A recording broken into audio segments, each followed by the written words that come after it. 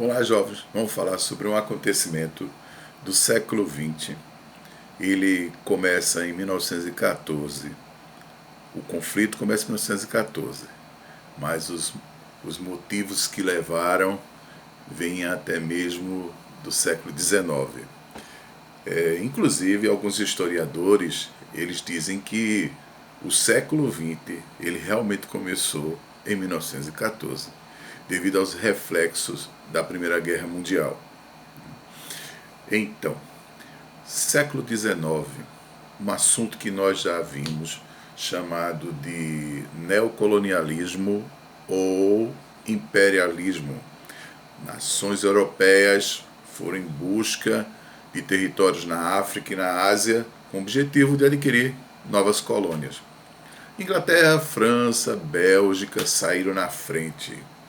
A Itália e a Alemanha, elas começaram mais tarde, até porque a Alemanha, que antes era território prussiano, estava vivendo um conflito, e esse conflito foi de 1870 a 1871, que foi a Guerra Franco-Prussiana. Só depois, terminada a guerra, que um chanceler chamado Bismarck, von Bismarck, ele transforma a Alemanha num país industrializado e vai também em busca de uma expansão. Ele logo é substituído, isso foi em 1882 que isso aconteceu, mas ele é substituído em 1888 pelo Kaiser. Kaiser é um título dado a imperador na Alemanha por Guilherme II, que tinha uma política de expansão, expansionismo, e através da força, conquistar através da força. A Itália também estava se unificando, então a Alemanha e a Itália ela começa um processo de unificação, eles saem depois. Na Europa havia devido à Revolução Industrial, assim, um desenvolvimento tecnológico, social, intelectual, a Belle Époque, como diziam os franceses. Isso estava acontecendo, os países não estavam em guerra. Desde 1871, que não havia conflito entre as nações. No século XX, inicia o século XX, mas mesmo antes, as nações na Europa, elas começam a pensar em se fortalecer, se unir e fortalecer. Como foi o caso da Alemanha, que idealizou uma aliança.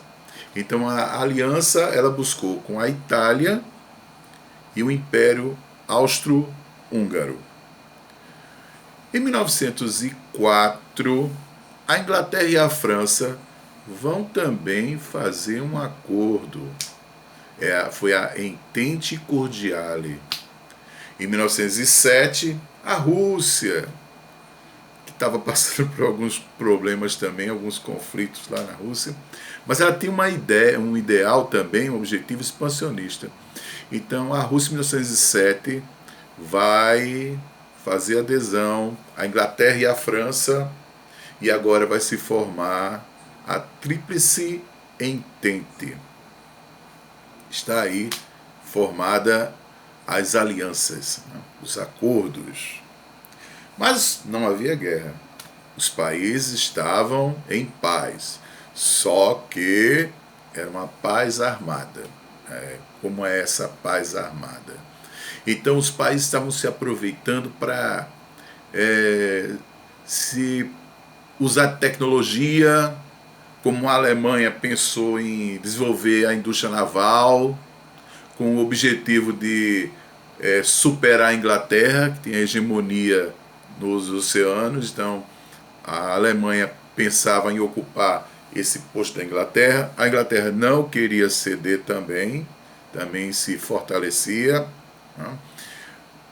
A França tinha uma rivalidade com a Alemanha desde a Guerra Franco-Prussiana, e isso aí era como um desejo de vingança. Então veja como está o mundo aí na chegada do século XX, né?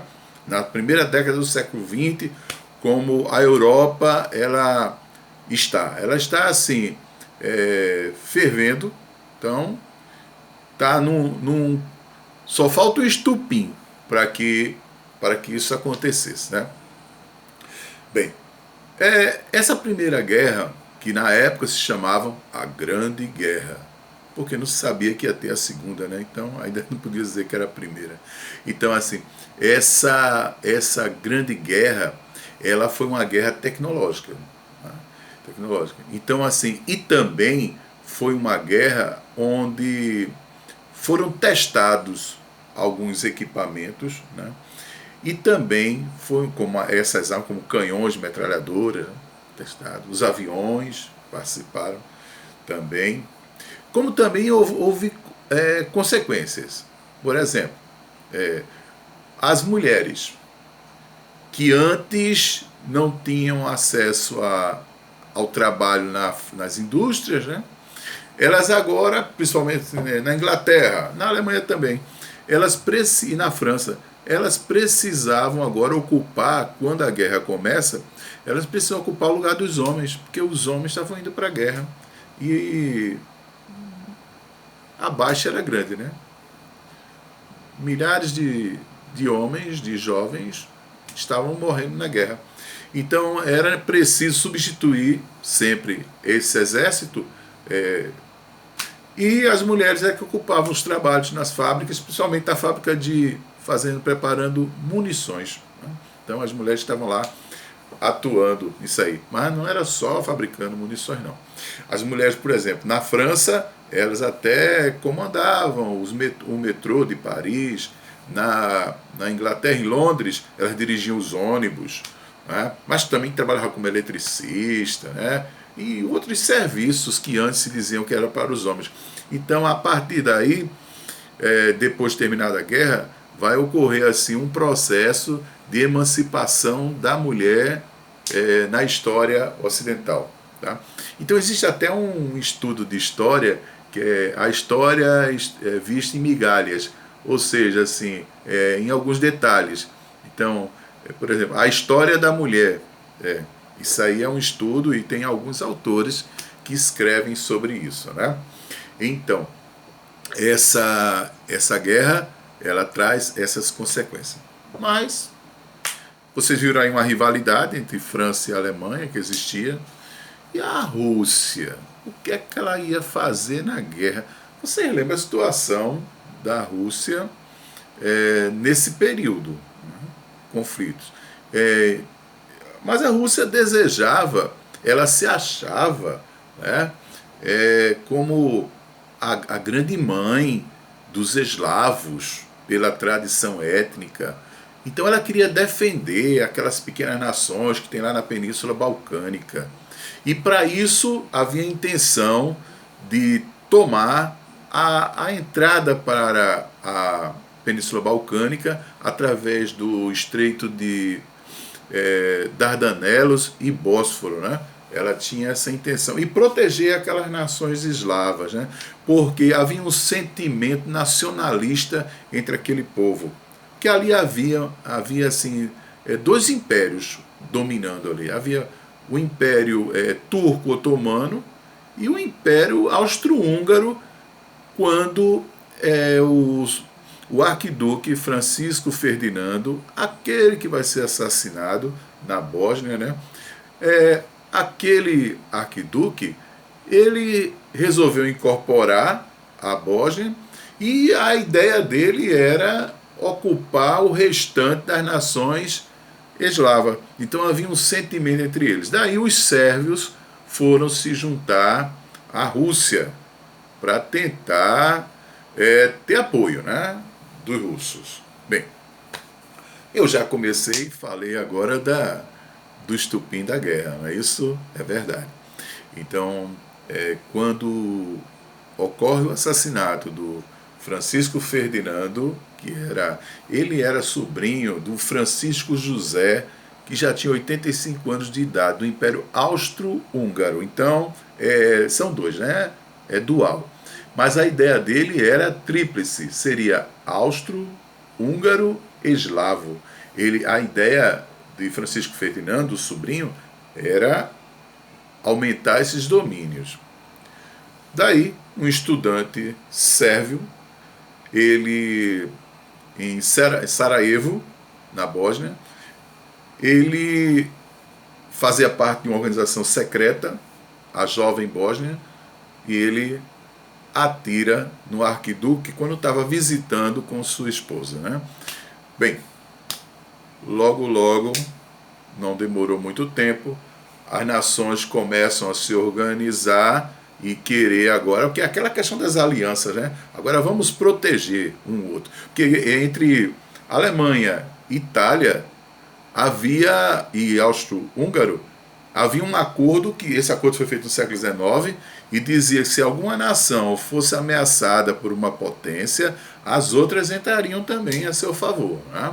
Então, através desses acordos, eles agora vão começar. E eles se prepararam, né? Aquela paz armada que eu falei para vocês. Eles queriam testar a sua força. E cada um achava que era mais forte do que o outro. E diziam, como a experiência assim, do século XIX, que as guerras não duraram muito, por exemplo, a franco-prussiana durou só um ano, foi de 1170 a 1171. Então eles achavam assim, essa guerra não vai durar muito tempo não, ela logo acaba. Em um mês os franceses vão estar de volta. Os franceses diziam, um mês nós vamos estar de volta vitoriosos. Os alemães diziam, não, nós vamos ser vitoriosos também. Vamos chegar aqui, em menos de um mês vamos estar aqui. Os soldados iam rindo para a guerra, achando que ia vencer. Só que não foi tão fácil, né? Foi a guerra mais difícil que já houve. A Guerra das Trincheiras. E essa guerra durou de 1914 a 1918. E o nosso próximo vídeo é falando sobre as fases da guerra, depois os acordos de paz, né? E como ficou a Europa depois de tudo isso, ok? Então, jovens, agora nós vamos voltar para a sala de aula, vai ter um debate, e eu vou fazer perguntas a vocês, porque eu sei que vocês também leram o nosso livro, ou leram algumas outras fontes, né? Então, vamos à aula, aguardo vocês, e até um próximo vídeo, se Deus quiser, ok? Tchau, tchau.